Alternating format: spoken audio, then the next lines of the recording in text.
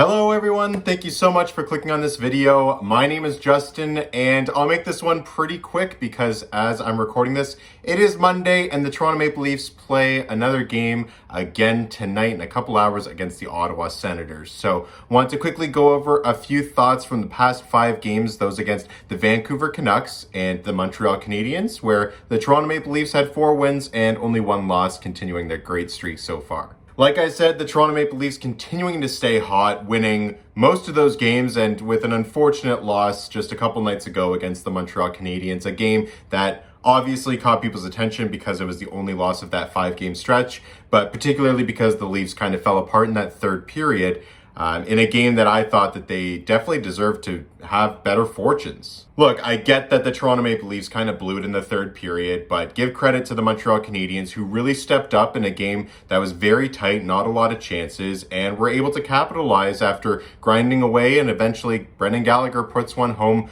with only about 3 minutes left in the game to get Montreal the win. But let's not forget that the Toronto Maple Leafs completely dominated Montreal in that first period, and if not for a few unlucky bounces going the Leafs' direction, that game could have been easily put away in the first period. I think we had 4 posts in the first half of the game alone, and including a sequence where William Nylander and another player hit the post on prime opportunities in the same shift within only a few seconds of each other. That game could have been put away right there. But again, kudos to Montreal, staying in that game, staying competitive, really stepping on the gas in that third period, and eventually able to score a couple of grinder goals to get Montreal the win. Now, a lot of people seem to be concerned about the fact that the Toronto Maple Leafs did get outplayed in the third period of that Montreal game, but I mean, let's give them a little bit of credit this season. That's pretty much the first time, or one of the few times this season, that we've seen the Toronto Maple Leafs flounder in the third period of a hockey game, especially one that they've been leading for most of it in. If there's one big adjustment that the Leafs have shown this year, it's that they're able to hold a lead for the first time in what seems to be forever. I mean,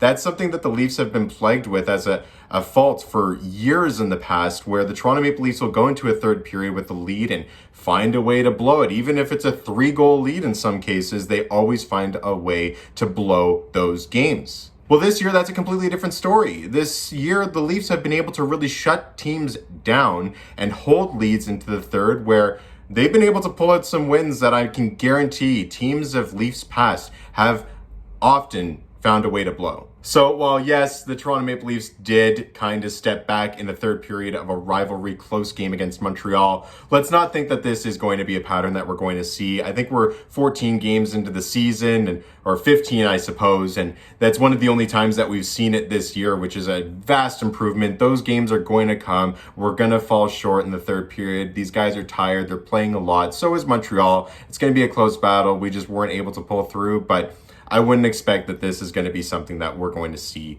long term. Now, let's go over a few notable players from these past 5 games. Austin Matthews, of course, man on a mission, continues to be absolutely dominant this season. That series against Vancouver, I think he had 5 goals in the 3 games, continuing to stay red hot, continuing his point streak. I mean, the guy is just playing on another level this year. If not for Connor McDavid and Leon Draisaitl in Edmonton, this guy is definitely going to be getting Hart votes this year. Rocket Richard, maybe. He's playing on another level. He's just continuing it. Hopefully he can continue that stretch against these next 3 games against Ottawa. But on the flip side, I mean, the losses of Nick Robertson, who wasn't a huge impact, but mostly Joe Thornton and Wayne Simmons in these last 5 games, I think that's where it's been most noticeable, just because the changes in the depth in the lineup we've seen it take a hit on the Leafs. The second line has not been producing as they were to start the season, and that's large in part due to, Ilya Mikheyev stepping up into that second line role, Jimmy Vesey not really finding that spot on that second line where he started at the beginning of the year, and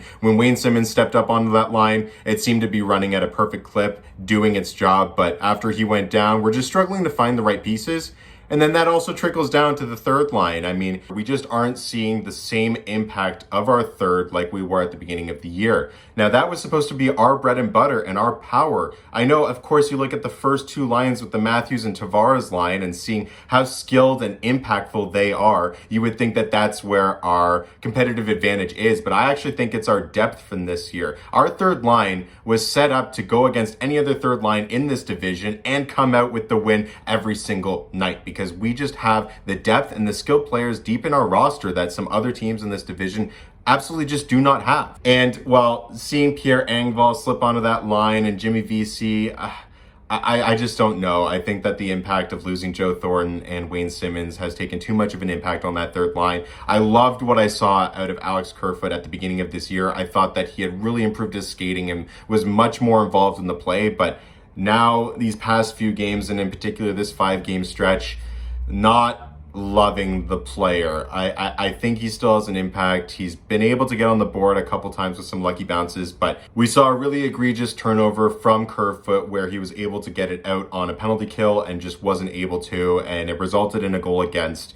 We see him bobbling pucks and just not getting the lucky bounces, and I don't know, he just seems a little bit lost and out of his groove right now. I do think he'll be able to play his way out of it, especially now that we're getting some help with Robertson and Thornton soon to be back in the lineup, but I just want to see a little bit more out of him, and you can't put it all on Kerfoot either. I know he's making the big bucks to be on a third line, but his wingers need to be able to provide a little bit more. Pierre, you're a player that's trying to, show that you deserve this contract that you got last year and show you can stay in a lineup. And while he's had some positive moments, I just don't think he's showing the Leafs that he has what it takes to stay into this line. I think at this point, I see him as a prime trade chip.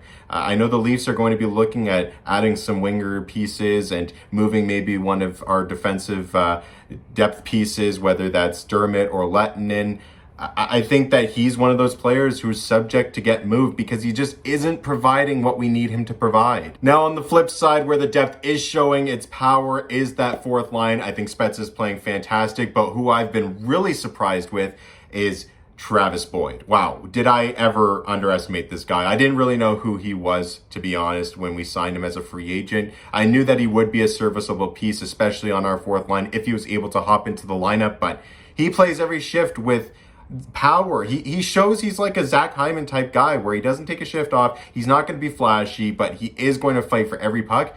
And it's really showing that he can have a positive impact on that fourth line. I would love to see him stay in and see what he can do continuously. Those are only a few players that have caught my eye over the last 5 games, but I wanted to make this one, once again, a little bit more brief. I think I rambled a little bit too much, but again, the Leafs play in a couple hours here against the Ottawa Senators. We've got 3 games against them coming up.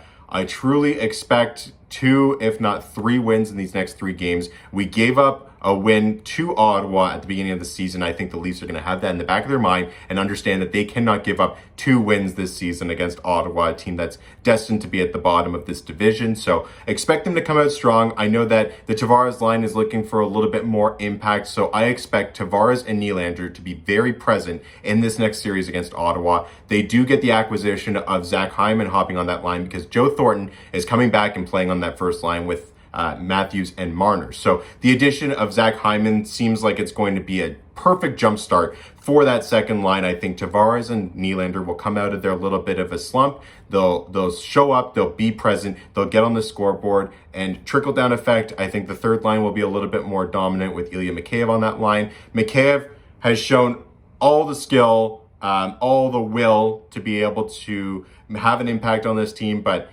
unfortunately, I think that his hockey IQ is just not exactly right there. I see way too many passes to his own bench when we're in the middle of a change and too many opportunities where he's really able to make a play and seems to just give the other team the puck. So hopefully we can see a little bit more out of him and he can jumpstart Kerfoot a little bit. Anyway, next 3 games against Ottawa, really good opportunity to work out some kinks, and I expect good things coming up. So thank you so much for clicking and watching this video. Let me know your thoughts on those last 5 games. Again, we went 4-1.